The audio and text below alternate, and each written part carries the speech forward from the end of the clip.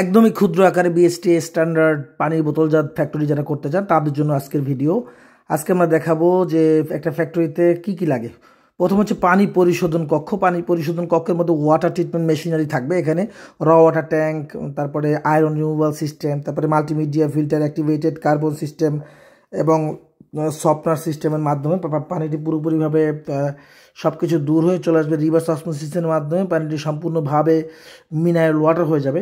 Mineral water হওয়ার পরে এখানে ভাইরাস, ব্যাকটেরিয়া এবং যত প্রকার জীবাণু আছে এটার জন্য আলট্রাভায়োলেট ইউভি সম্পূর্ণ ইউভি ডিসইনফেকশনের মাধ্যমে পানিটিতে সকল প্রকার জীবাণুটি 100% দূর হয়ে চলে আসবে পিওর ওয়াটার এসএস ট্যাঙ্কে। ট্যাঙ্কের পরে এখানে এটা হচ্ছে ফিলিং রুম।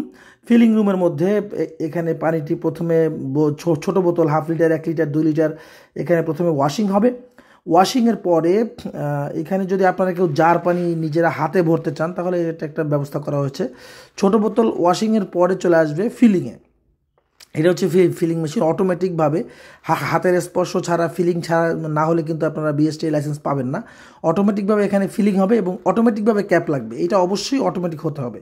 ফিলিং এবং ক্যাপিংয়ের পরে এটা হচ্ছে ডেট কোডিং, মানে বোতলের যে ডেট ম্যানুফ্যাকচারিং ডেটটা এই মেশিনের মাধ্যমে বসানো হয়।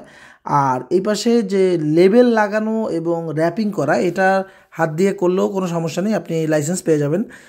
এটা আমরা নর্মালি যে আমাদের যে হিট গান থাকে, হিট গানের মাধ্যমে আমরা লেবেলটা এবং র্যাপিংটা করে ফেলি। এটা হচ্ছে হিট গান, বাজারে কিনতে পাওয়া যায়।